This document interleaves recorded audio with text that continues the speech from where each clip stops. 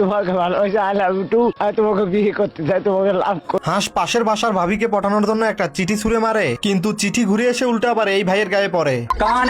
আমি পারি না আর পারি না, আমি কেন মরি না। হাঁস এবার বাঁশি নিয়ে ভাবিকে পটানোর জন্য যায়।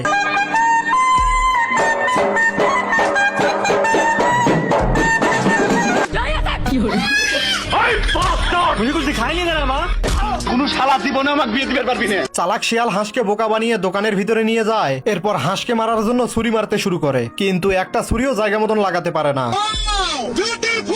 তো এই চালাক শিয়াল আবার হাঁসকে লুকোচুরি খেলতে বলে, আর হাঁস চুলায় থাকা হাড়ির ভিতরে এসে লুকিয়ে পড়ে। भाई आज ऑमलेट नहीं बनाऊंगा, आज तेल का ऑमलेट बनाऊंगा। আর শিয়াল মশলা বের করে সেটাতে শুরু করে। মুরগা আর তার বাচ্চা মিলে খেতে চাষ করতে শুরু করে। আজ কামাইঙ্গা তো কাল बैठकर খাएंगा। তো কয়েক মিনিটের ভিতরে ভুট্টার গাছও বড় হয়ে যায়। এরপর মুরগি শুয়োর আর হাঁসকে খাবারের জন্য ডাকতেছিল, কিন্তু এই শালারা কিছু বোঝার আগেই পেট ব্যথার অভিনয় করতে শুরু করে। এরপর বলদেরা ভিতরে যেয়ে হাত মিলাতে শুরু করে। এরপর মুরগি তার বাচ্চাদেরকে নিয়ে বাসায় চলে আসে।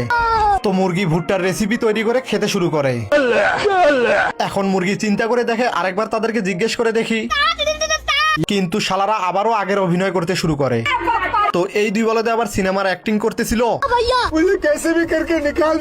তখনই মুরগি বলতেছিল আমার কাছে খাবার আছে। এই দুই বলদে আবার বাদরের মতো নাচতে নাচতে এইখানে চলে আসে। তখনই মুরগির বাচ্চারা একটা গাবলা নিয়ে আসে, আর মুরগি এই গাবলাটা আবার এই দুই বলদের হাতে দিয়ে দেয়। কিন্তু এই দুই শালা তো যুদ্ধ করতেছিল, শুয়োরের মুখ দিয়ে তো লাল পড়তেছিল। এরপর দুইজনে চামচ নিয়ে যখনই পর্দা সরায়, কিন্তু সেখান থেকে তো কাস্টার অয়েল বের হয়। এইটা পেট ব্যথা হওয়ার কারণে মুরগি তাদেরকে দিয়েছিল। আর এইদিকে মুরগি আর তার বাচ্চা মিলে মজা করে খাবার খাইতেছিল। আর বাইরে থেকে এই দুইজনে এগুলো দেখে একজন আরেকজনকে ধরে লাইতেছিল। তোমাকে ভালোবাসি, আই লাভ ইউ টু। আমি তোমাকে বিয়ে করতে চাই, তোমাকে লাভ করি। হাঁস পাশের বাসার ভাবিকে পটানোর জন্য একটা চিঠি ছুঁড়ে মারে, কিন্তু চিঠি ঘুরে এসে উল্টা আবার এই ভাইয়ের গায়ে পড়ে। আমি পারি না আর পারি না, আমি কেন মরি না। হাঁস এবার বাঁশি নিয়ে ভাবিকে পটানোর জন্য যায়।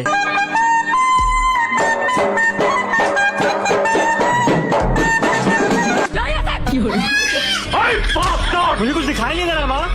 কোনো শালা জীবনে আমাকে বিয়ে দিতে পারবি না। চালাক শিয়াল হাঁসকে বোকা বানিয়ে দোকানের ভিতরে নিয়ে যায়। এরপর হাঁসকে মারার জন্য ছুরি মারতে শুরু করে, কিন্তু একটা ছুরিও জায়গা মতন লাগাতে পারে না।